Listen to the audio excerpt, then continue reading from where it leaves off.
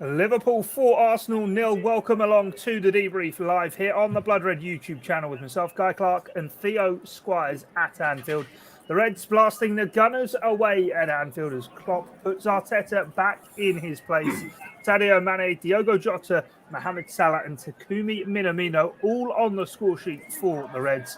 Well, Theo, we were saying on the podcast yesterday it was time for a statement win. How about that one then?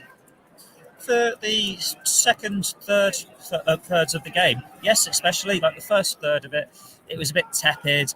There wasn't really much goal action. And you think, what's going to happen here? Like either side could have taken control of the game. But then once Liverpool start to pile on the pressure, they start to threaten Aaron Ramsdale in the goal, and they took control of the game. He was making some great saves, but there wasn't any anxiety about them. They weren't worrying that, it's going to be one of those days. They just kept doing what they were doing well, and it worked for them. They beat him for the first goal, and I think as soon as that went in, right, they know what they're going to do here. As soon as the second goal went in the second half, it's game done, and it just played into their hands. Arsenal didn't really look that much of a threat.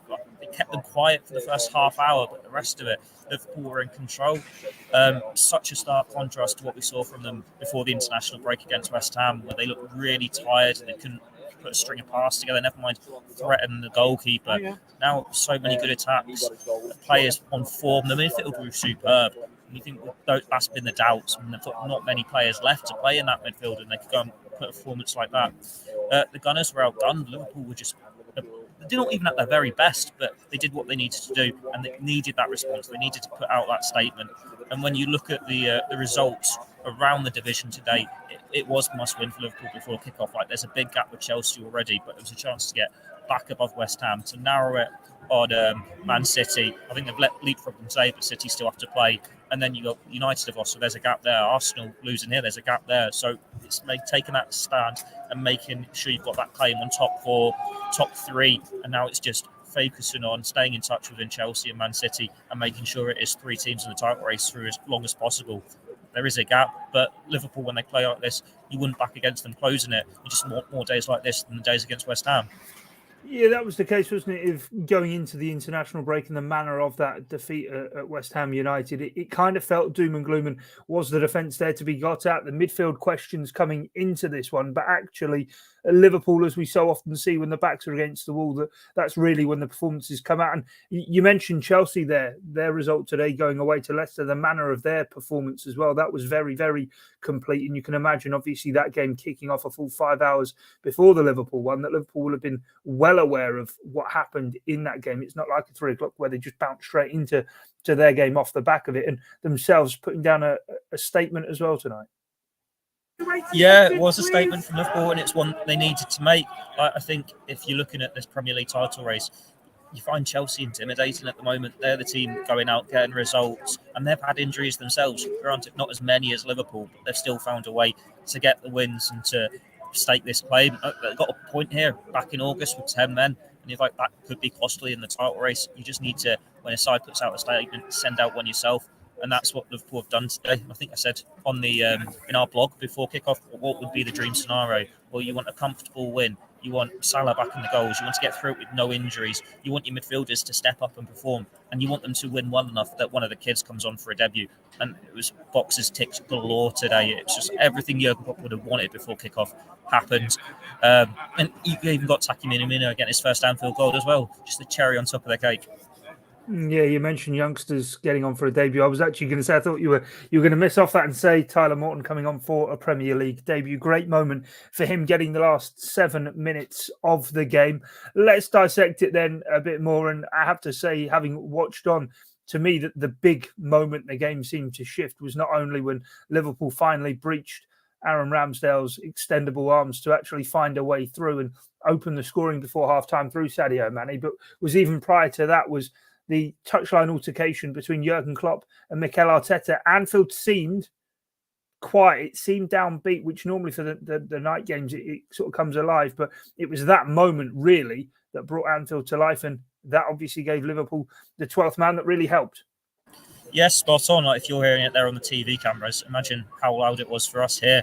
There was quite a few moments in that first half where Arsenal fans were chanting, "Where's your famous atmosphere?" And I think Liverpool only came back, the Cup only came back once with "Where's your European Cup?" But then as soon as that altercation happened, everyone was up looking at it. It's like there's a bit of excitement there. There's a bit of a spice here. We hadn't had any shots on goal to really get excitement going in the stands at that point. But then it's like, yeah, there is an atmosphere that Liverpool do need their 12th man to get going. And it was that us against them mantra, I suppose, that got going. Like Arteta was going for Klopp, Klopp was going for Arteta. They both got booked for their efforts. Whether you can say it completely changed the game in Liverpool's tide, I don't know. Like if Liverpool hadn't got the opening goal when they did and they'd gone in goalless at the break, then do they run out 4-0 winners? Probably not. The goal came at a good time for them, but it definitely got the crowd up and it let Liverpool turn the screw to get it over the line. Yeah, most definitely. And of course, as you're kind of saying, there were the front three that started the game all getting on the score sheet as well. And Mohamed Salah, we do run out of things to sort of say about him, but he, throughout the course of the game, just looked hungry to make sure he got his name on that score sheet, which he did. And by all means, wax lyrical about the front three. But what about Thiago Alcantara as well? Lots of people often kind of saying these are the games he was brought to Liverpool to really dictate, run and dominate. And ahead of the game, a lot of the talk was around the midfield, but Thiago Alcantara single-handedly seemed to answer that today. It doesn't matter which three are in there. If he's in there, it's all good.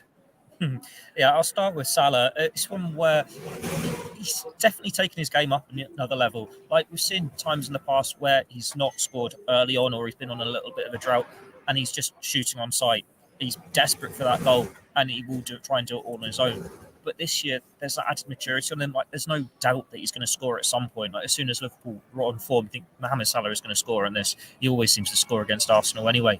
But even then, he was looking for the passes at the key moments. Like, there was one where I think when the keeper collided with Jota, he was the one who played a pass there where he could have easily put his foot on it, left the defender on the backside and bent it in the corner, as we've already seen him do a couple of times this season.